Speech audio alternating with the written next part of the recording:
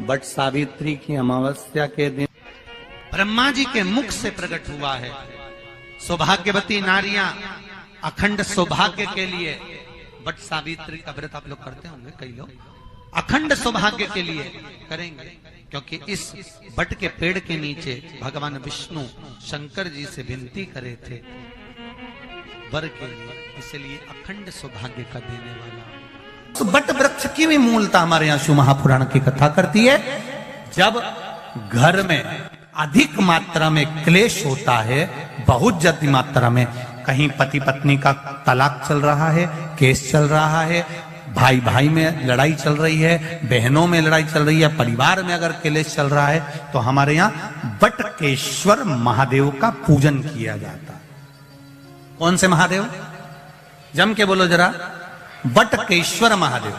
अब बटकेश्वर महादेव के लिए आप शंकर भगवान को ढूंढने नहीं जाना है, आपको केवल बड़ के पेड़ के नीचे जाना है और जो मट्टी का ढेला पड़ा हो उसी मट्टी के ढेले पर आप केवल एक लोटा जल चढ़ाकर आ जाइए। वो बटकेश्वर महादेव का फल, पूजन का फल हमें प्राप्त हो जाता है।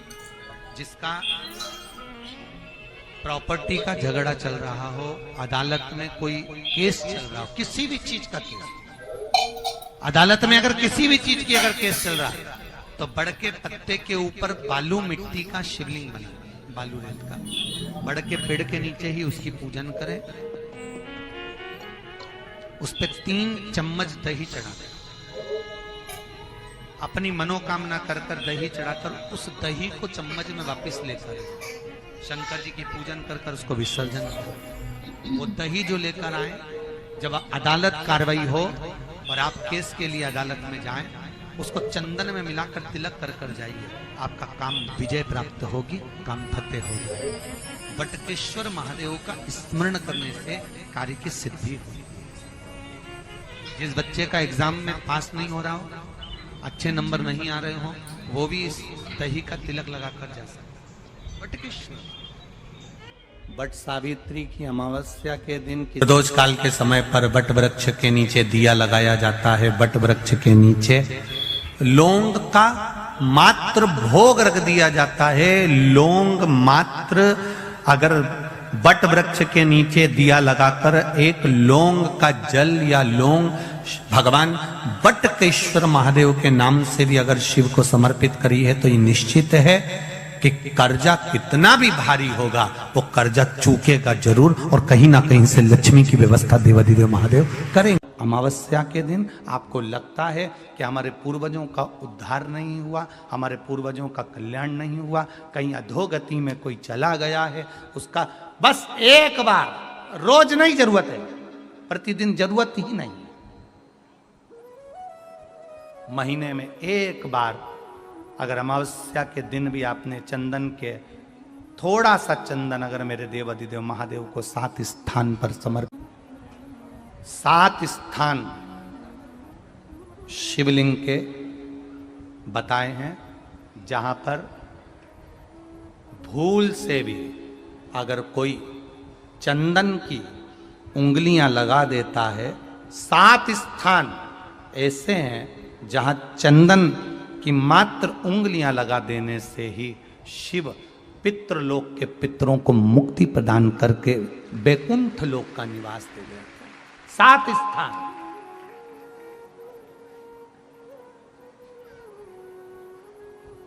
और वो 7 स्थान जो चंदन के बताए गए, पहला भगवान देवाधिदेव महादेव के शिवलिंग पर चंदन का लेपन, समझ लेना जरा बहुत अच्छे से। आपको लगता है स्वप्न में कोई मुर्दे दिख रहे हैं, या कोई जल रहा है, या कोई मर रहा है, या कोई चला गया है, ऐसा भय लगता है, बच्चों को मानी भेजूंगी ऐसा हो जाएगा, पति को मानी भेजूंगी ऐसा हो जाएगा, कोई हमारे कोई गलत तो नहीं कर रहा है, आपको लगता है। 7 स्थान चंदन के बताएं महाराज। पहला शिवलिंग, दूसरा जहां गणेश जी का स्थान है, मालूम है ना सबको, जम के बोलो जरा, मालूम है ना सबको, जहां गणेश जी का स्थान है वहां अलग से गणेश जी बैठे, वहां नहीं, शिवलिंग में जलाधारी के ठीक सामने राइट में गणेश, लेफ्ट में कार्तिकेय, बीच में अशोक सुंदरी। तो पहला चंदन बाबा के शिवलिंग पर, दूसरा गणेश जी पर चंदन की उंगली, तीसरा षडानंद कार्तिकेय पर चंदन की उंगली, चौथा अशोक सुंदरी पर चंदन की उंगली, पांचवा जलाधारी पर चंदन की उंगली, छठा जो शिवलिंग का जल बह रहा है इसके ठीक विपरीत की ओर चंदन की उंगली, और सातवां चंदन नंदी के मस्तक के ऊपर जो दो सींग लगे रहते हैं उस पर चंदन की उंगली। ये कब लगाई जाती है या तो पित किया है। अशोक यहाँ पर वर्णन कर रही है, मैना धन्य और कला की कथा कर रही है। तीनों ने सनकादि ऋषियों से मांगा। चंदन भगवान को अति प्रिय होता है और चंदन ही एक ऐसा होता है जो पितरों को भी प्रिय होता है, जिसका स्पर्श मात्र लगने से पूर्वजों का कल्याण हो जाता है। वो चंदन का साथ ही घर में यदि क्लेश उत्पन्न हो जाता है, आपका धन, आपकी प्रॉपर्टी, आपकी जमीन, आपका प्लाट, आपका दुकान, आपका पैसा यदि किसी ने कब्जा कर लिया और छोड़ नहीं रहा, प्रत्येक अमावस्या के दिन पीपल के वृक्ष के नीचे जाकर 2 दीप लगाइए घी के। दोनों दीप के सामने एक हल्दी का चावल, एक कुंकू का चावल का दाना रख दीजिए और स्वधा स्वधा स्वधा स्वधा 3 बार कह दो और स्मरण करो, हे हमारे कुलदेव, पितृदेव, शिवदेव, महादेव, कृपा कर कर मेरा जो जमीन है, मेरा जो धन है, मेरी जो प्रॉपर्टी है, मेरा पैसा लोगों ने हथिया लिया, देते नहीं। अपना गोत्र बोलकर स्मरण कर कर बाबा मेरा धन मुझे वापिस ना कर दो। एक अमावस्या पर करो, फिर अगली अमावस्या करो, ऐसे 2-4 अमावस्या करोगे। जिसने ले रखा है वो खुद सोचेगा कि मुझे क्या हुआ, कि मुझे देना है, उसका पैसा चुकाना है, धन रखेगा नहीं। पितृ स्वधा का नाम स्मरण करते से जब हम सुधा सुधा सुधा सुधा कहते हैं, पितृ उसको स्वीकार करते हैं। जैसे अग्निदेव की धर्म पत्नी स्वाहा, क्या है, जम के बोलो जरा, स्वाहा। जब हम यज्ञ करते हैं, सांकल ले देते हैं, ओम वैष्णवे स्वाहा, स्वाहा बोलते से ही अग्नि देवता की धर्म पत्नी उस भाग को देवताओं को देती है। उसी तरह तर्पण, तिलांजलि, पिंड, तर्पण आदि जितने भी हम पितरों के लिए कर्म करते हैं उसमें हम स्वधा स्वधा बोलते हैं। जब स्वधा बोलते हैं तो वो स्वधा पितरों को भाग देती है और पितरों से कहती हैं, ये मेरा बेटा दुखी है, इसको ये तकलीफ है, इसको ये कष्ट है, तुम इसका ये कष्ट पितृदेव मिटा दीजिए, महादेव की आज्ञा है, इसको सही कर दीजिए। करते श्रेष्ठ कर। ओम जयंती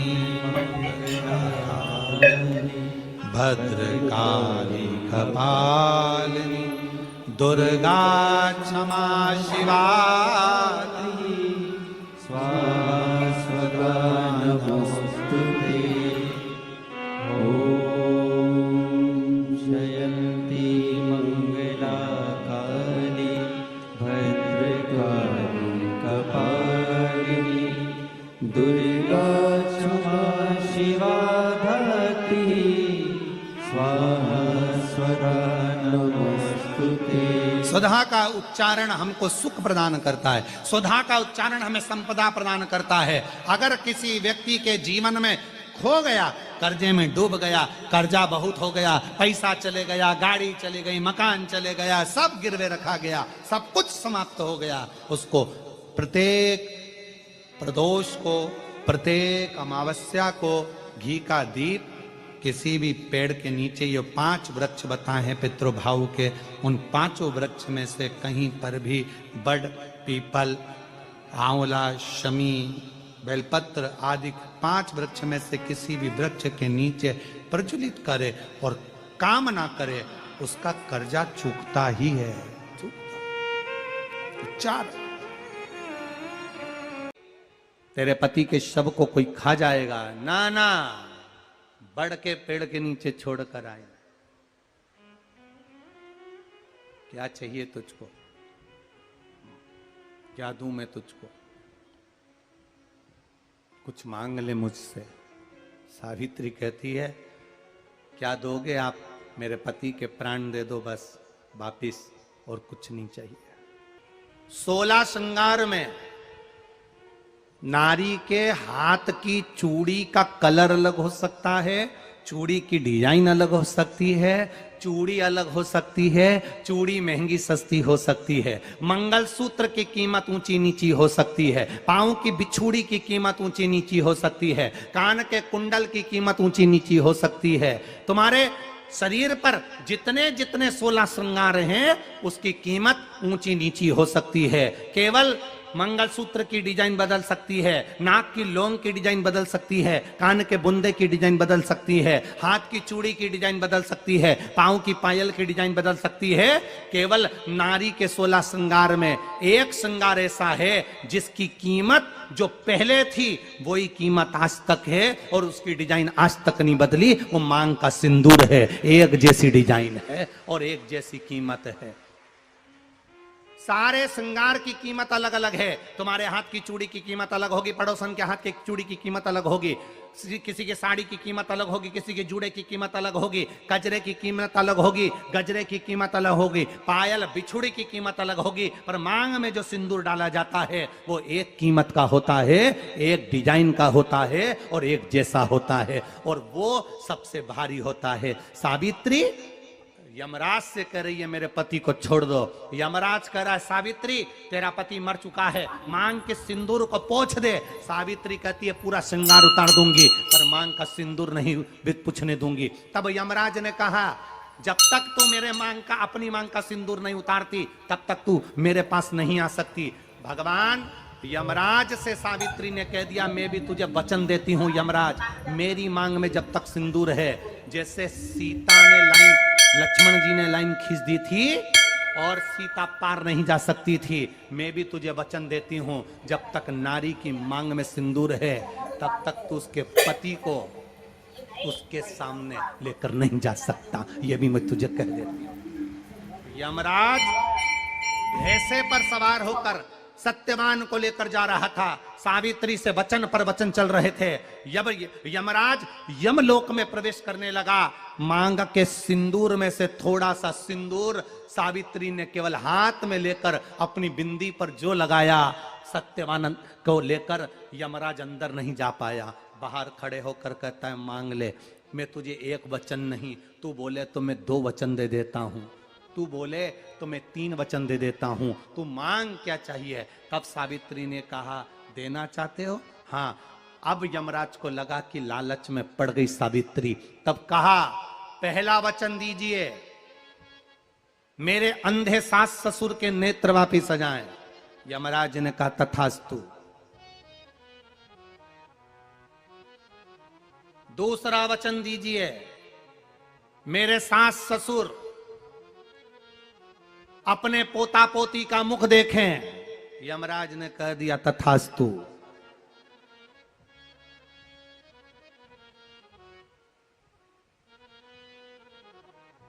जाओ। यमराज जाने लगे, फिर आग जलने लगी। कहने लगे अब मैं अंदर क्यों नहीं जा पा रहा हूं। सावित्री कहती है तुमने वर दिया है मेरे सास ससुर पोता पोती का मुख देखें, उनके बेटे को तुम ले जाओगे तो पोता पोती कहां से होगा, छोड़कर जाओ। सावित्री है, पति को वापिस लेकर आ गए।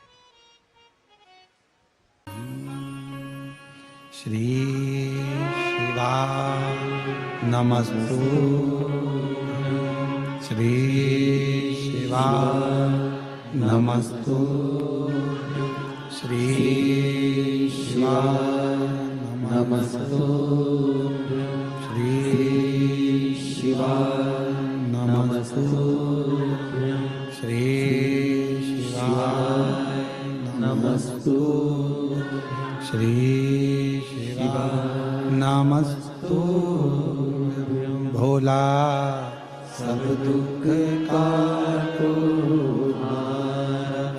भोला सब दुख काटो मारा। शिव शंकर जपूं तेरी माला भोले बाबा जपूं तेरी माला भोला सब दुख काटो मारा। ओ भोला सब दुख काटो मारा। वेश है मंगल मंगलकारी वेश है मंगल मंगलकारी शमशान वासी हमारा। शमशान वासी हमारा। ओ भोला सब दुख काटो मारा। ओ भोला सब दुख काटो मारा।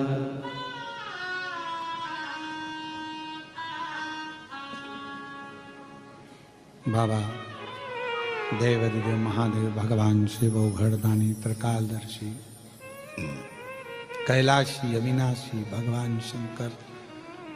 श्री शिवाय नमस्तुभ्यम। हर हर महादेव। पूज्य गुरुजी ने इस वीडियो में ज्येष्ठ मास के वट वृक्ष के अमावस्या के विशेष उपाय कथा बताए हैं। वीडियो को अच्छे से देखकर समझकर इन उपायों को आपको अवश्य करने हैं। वट वृक्ष की पूजा प्रत्येक नारी को सौभाग्य के लिए, अपने अखंड सौभाग्य के लिए अवश्य ही इस पूजा को करना चाहिए। वीडियो अच्छी लगी तो like share and subscribe, comment में श्री शिवाय नमस्तुभ्यम हर हर महादेव अवश्य लिख देना। जाते जाते चैनल को सब्सक्राइब अवश्य कर देना। जय श्री राम। हर हर महादेव। जय श्री महाकाल।